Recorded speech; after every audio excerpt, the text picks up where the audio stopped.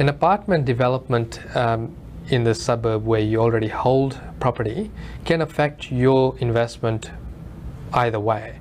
It can also add value to your existing property. For example, in one of the southwest suburbs, there are now two-bedroom units selling, brand new two-bedroom units selling for $350,000. Around it, we are picking up through our buyer's agency $200,000 established units within a 700-meter radius. So we've got a new price point of $350. We're picking up units at $200.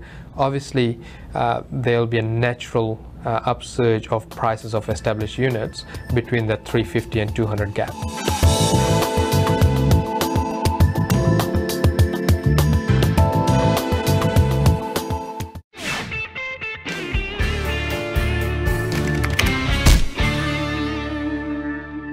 So if you're going to renovate a kitchen in a day, and it is possible, some really essential planning needs to take place beforehand, and that is obviously getting your kitchen supply to come in and measure accordingly to what you've already got. I'm not a fan of buying existing kitchens and then having to install them yourself, because very rarely will you find two walls that are perfectly square. So have your kitchen maker also install the kitchen, because he's made it accordingly to the size and measurements. Be well organised in terms of your wastage, so have a skip bin on site, have your labourers on site, whether it's yourself or your family and friends, and as quick as you possibly can, the first thing you should be doing is getting an electrician in to make safe, to disconnect the stove, disconnect the power, rip your kitchen out, have your kitchen installer waiting for you on your doorstep so that he can put in straight away and then finish off with your tiling.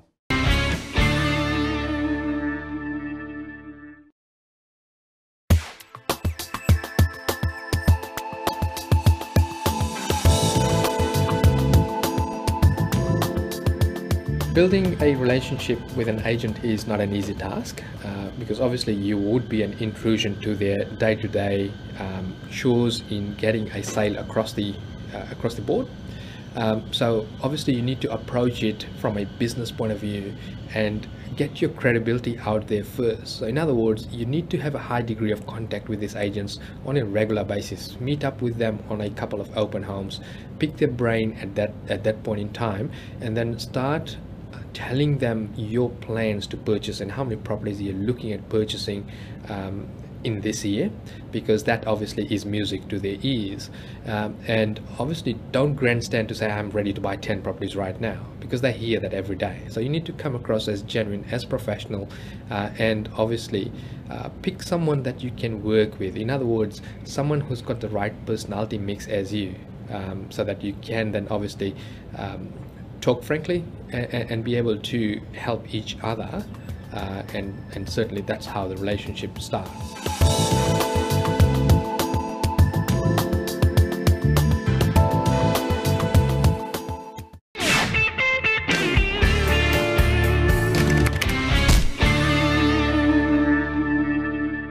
Renovating is a great way to create or manufacture instant equity. It's also a great way to increase the cash flow of your property, but there are a few really simple rules that need to be taken into account before you start any renovation. One is know your end result, or know the demographic to what you want to or what you should be renovating to. Create a plan or a budget and stick to it. Every time you change the plan or you change the strategy in terms of a renovation, it'll end up costing you money. Make sure that you have your tradesmen in order. Now, by that I mean there is no use getting a painter in after you've laid the carpet. All of these things add up to what will be a cost-ineffective renovation, and in turn hurt your bottom line.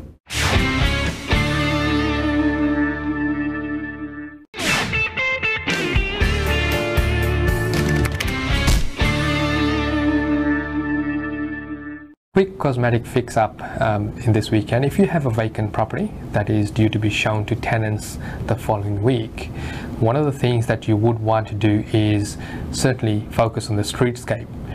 In that, what I mean is that you would want the property to have a good first impression, knowing that the tenants are likely to drive past this property first before putting an application in or even deciding to come up to the open home. So you would give the lawn a good once over. The garden beds, you would put some red bark down because that just basically lifts up the garden. Trim back all of the shrubs that are overgrown. If you have a path that leads up to the front door and it's concrete or variations of that, what you would want to do is give it a good clean with a pressure cleaner so that it looks warm and inviting.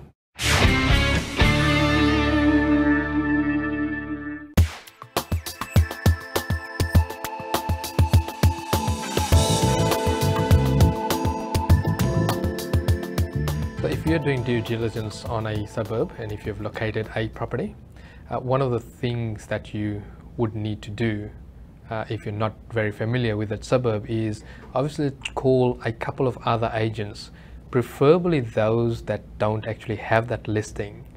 The reason being then you would get varied opinions about it.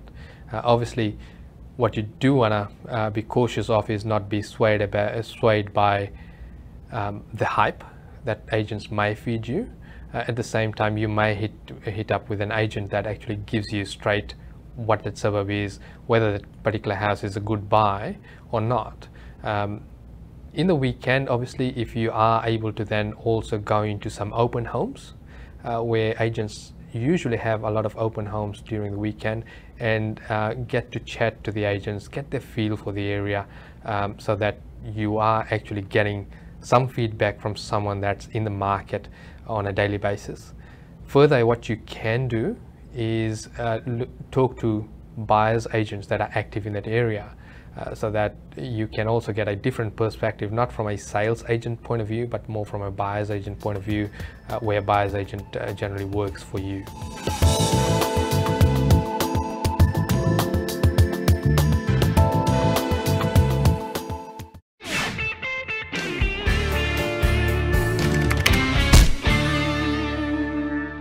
Renovating is a great way to create or manufacture instant equity. It's also a great way to increase the cash flow of your property, but there are a few really simple rules that need to be taken into account before you start any renovation.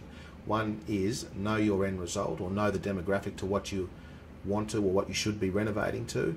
Create a plan or a budget and stick to it. Every time you change the plan or you change the strategy in terms of a renovation, it'll end up costing you money. Make sure that you have your tradesmen in order. Now, by that I mean there is no use getting a painter in after you've laid the carpet. All of these things add up to what will be a cost-ineffective renovation and in turn hurt your bottom line.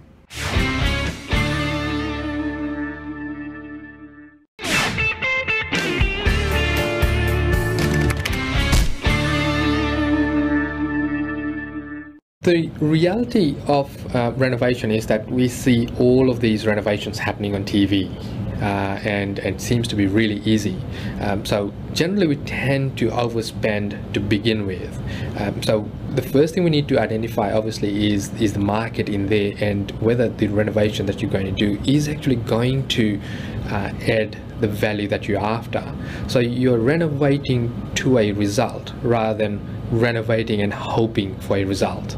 To gauge what the end value is likely to be, you may want to compare other homes that are selling in the area that are more upmarket or neater than the property that you are looking to renovate, and that should give you a strong indication of what the price is likely to be. Remembering that there are two values you're looking at. One is what the bank's going to value it at, and the other is what the real estate agent is able to sell it at. Now the two may not necessarily be the same amount.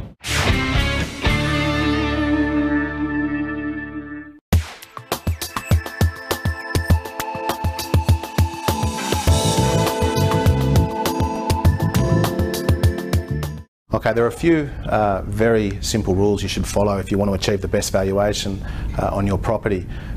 One of them is to actually meet the valuer on site with a report that you've compiled yourself, as we do for our clients, and that report will show all recent comparable sales that will support your argument for the price that you're asking for in terms of a valuation.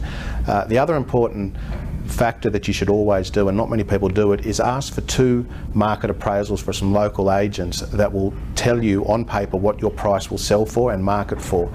When you give that to the valuer, what you're actually doing is supporting what you're asking for rather than not.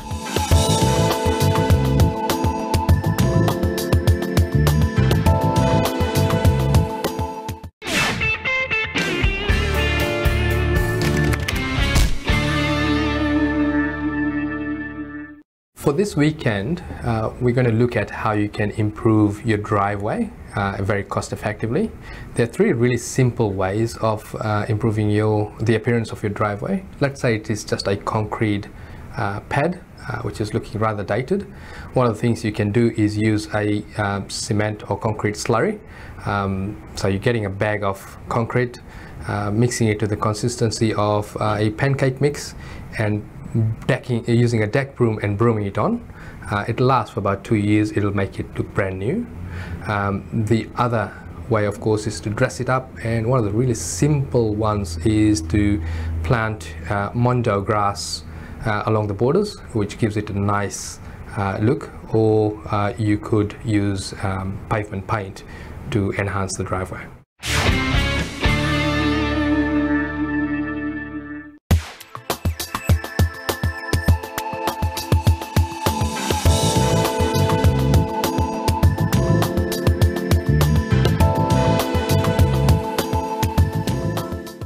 Typically, when we're trying to establish a price point within a suburb or within an area, we use the latest tools that you can possibly get, such as RP data showing the last 6 months' most recent sales.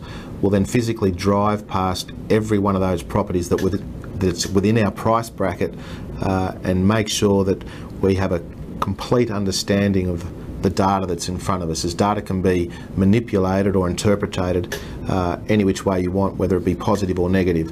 What we'll do then is we'll talk to the local agents and make sure that we are comparing apples for apples in terms of 3 bedrooms versus 2 bedrooms, land size, demographic, whatever it may need, so that we can establish that ground truth within that particular area.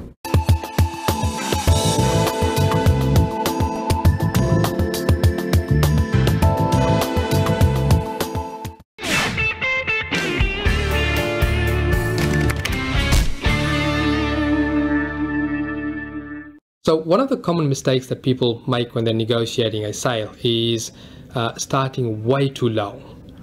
In other words, they're probably starting, say, 30–40% below what the property is listed for. Now, obviously, in today's market, you're likely to be run over by all of the other offers or other negotiators on that property.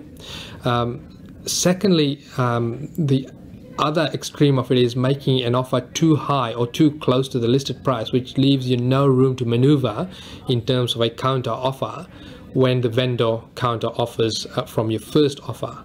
Remember that when you're negotiating on your own, your agent who you're negotiating with is doing this on a daily basis and has got far more experience than you have.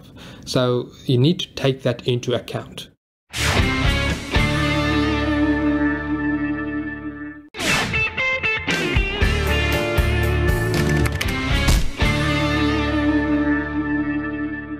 Renovating is a great way to create or manufacture instant equity. It's also a great way to increase the cash flow of your property, but there are a few really simple rules that need to be taken into account before you start any renovation.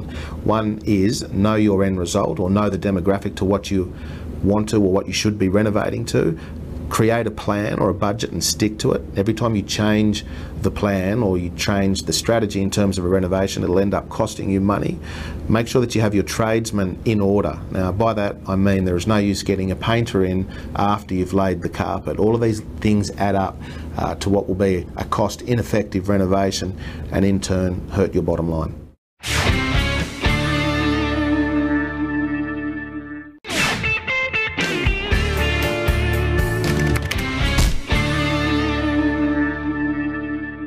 When you are looking at investing in a new area, obviously a good place to start is information on the internet. However, you need to combine that with actual ground truth. What I mean by ground truth is actually being able to tell, apart from data on a piece of paper, what's really happening in the area. A really good example is a suburb in New South Wales of Macquarie Fields, where there has been over the last, say, in the last, say, 7 years or so, several riots from the Department of Housing component. But the stigma is still there. However, if you were to drive there after taking a list of properties that have sold in that area in the last 6 months, and look at the sale results and look at the changes in the area, in other words, what are the differences in the price and why the differences do exist, you are able to get a lot more better feel for your outcome in that investment area.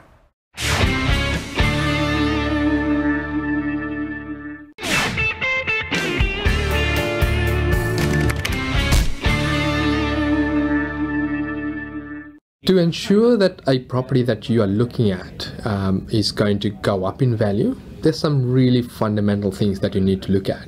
Obviously, the very first thing is supply and demand. You also need to look at what the property market is doing in that area.